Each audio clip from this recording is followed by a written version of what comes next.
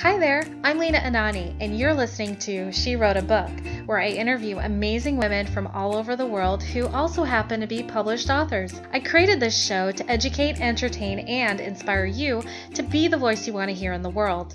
Now let's get started. You're listening to episode number 91 of She Wrote a Book, and today I'm interviewing Nellie Akalp, author of the book, The No-Nonsense Guide to Small Business Marketing, Social Media, Public Relations, and Blogging. This book details tips for small business marketing based off of her own experience with her business. She shares insight on social media, PR, and blogging that any business owner can understand and do for themselves.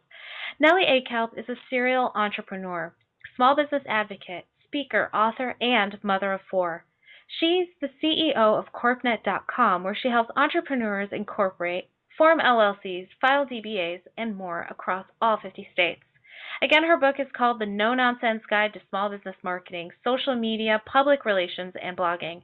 You can find the link to purchase her book in our show notes for this episode at SheWroteABook.com/91.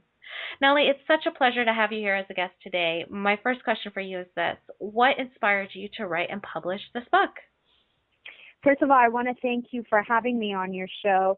And really the inspiration came from a plethora of different people asking me how I've been so successful with my branding and my engagement out there on the social media platforms, and how they can follow my regimen in becoming as successful as me. So I decided, just put together all my tips in a book, and it was kind of a work in the making, and it progressed to one whereby it just became a book in and of itself after collecting all the data I had and just sharing my information with different people. I would save those emails, and then I would just put it into one outline, and then ultimately it became a book. And I thought, well, you know what, I might as well publish it, because this is some good information and resource to any small business owner who wants to be a huge success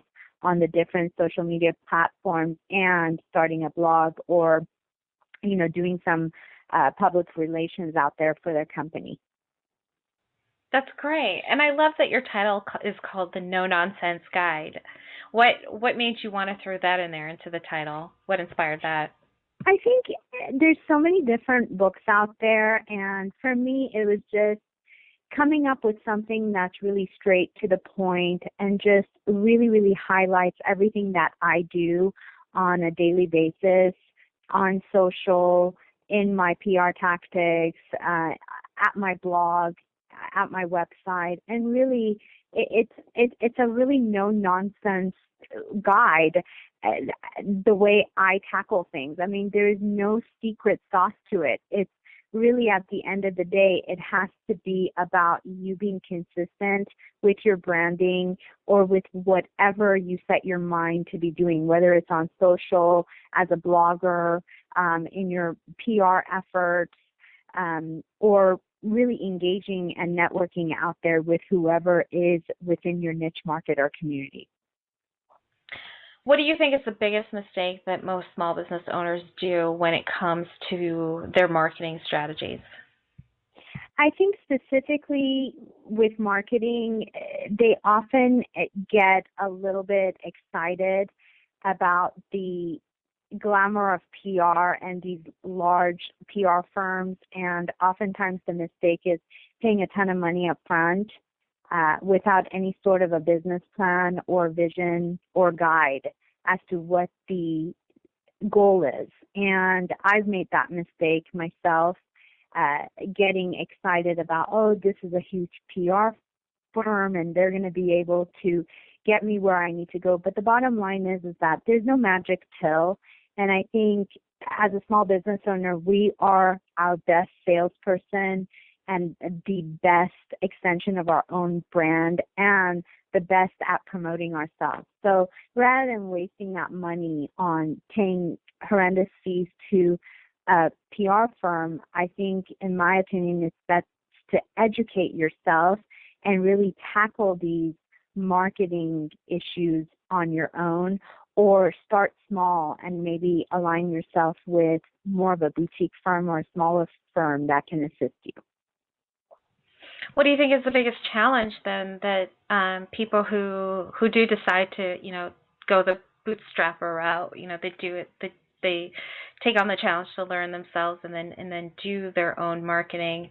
But what do you find is the biggest challenge that they face when they do proceed on that path?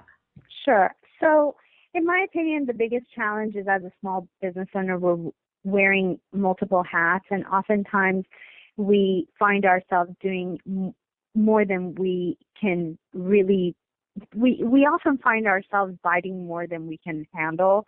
And oftentimes I find that challenging because it takes me away from doing the things I love versus the have-tos that I have to do and I must do to make sure my business is kept afloat.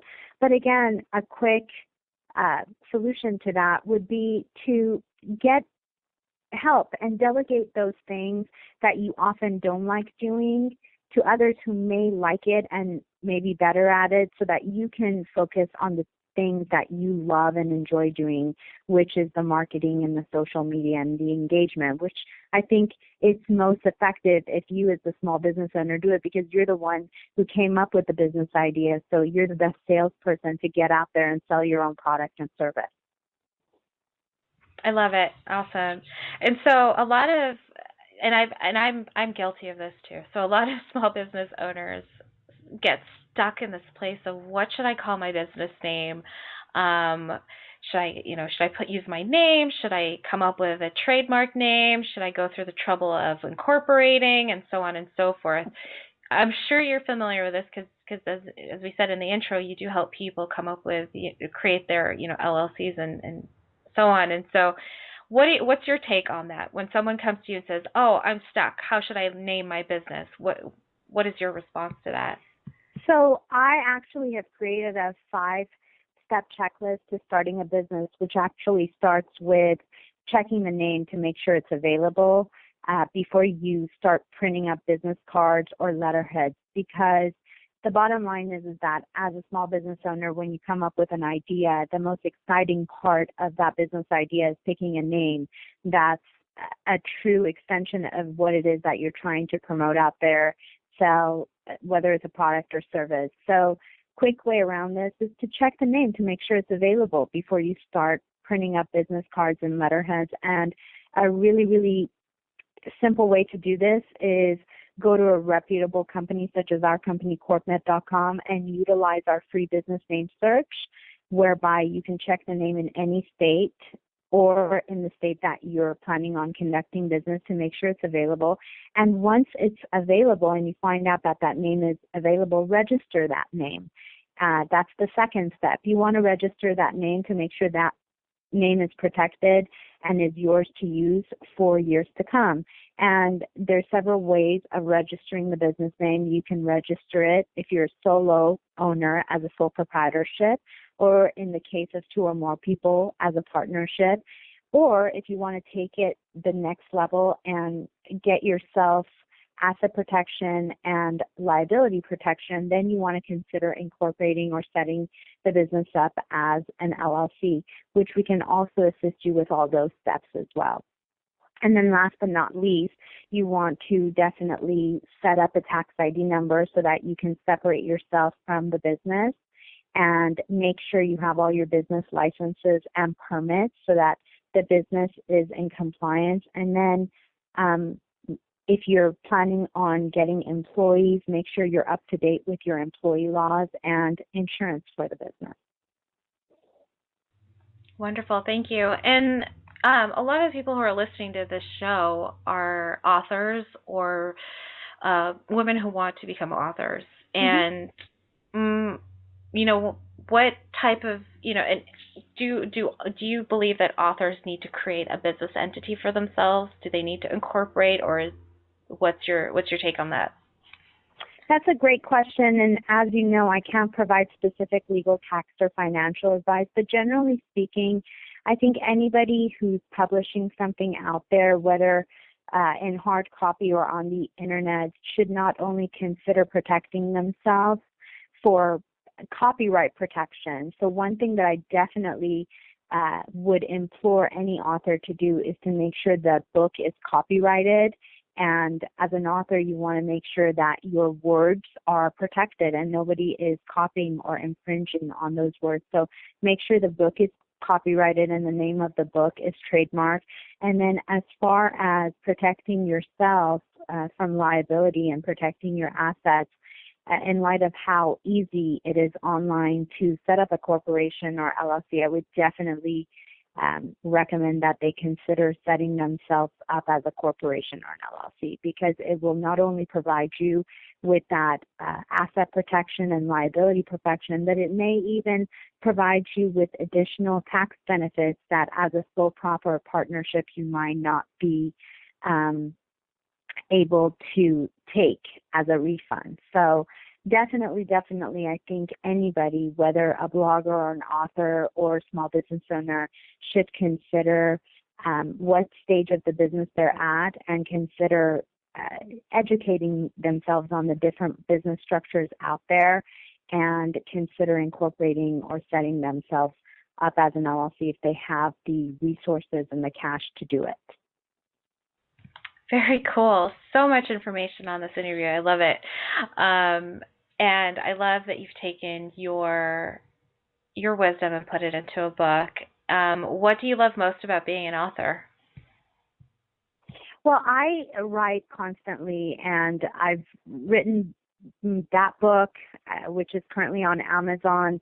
I've been published in other books, and I write content on a monthly basis that reaches over 8 million people on any given month. And I think my favorite part of being an author and putting content out there is that it really allows me to connect with other small business owners and the small business community and share my tips, share my wisdom, and really share my voice out there on topics, whether it's small business, work-life balance, being a mom, being a CEO, leadership, sales, whatever it is. So it's a way of connecting with others through the power of the internet and through my content. Very cool. Nellie, thank you so much for being our special guest today. We will have a link to your book in the show notes for this episode, and our listeners can find that at SheWroteABook.com/91 to learn more about our author and her very insightful book. So, Nellie, thanks again for being a guest. It's been a pleasure. Thank you so much for having me. You have a wonderful day. Thank you for listening to She Wrote a Book. If you enjoyed this episode, then subscribe now so you can automatically get access to all new episodes, and feel free to share your inspired thoughts with us in the comments too. I'd love to hear from you. Until then, may you always feel good and make magic.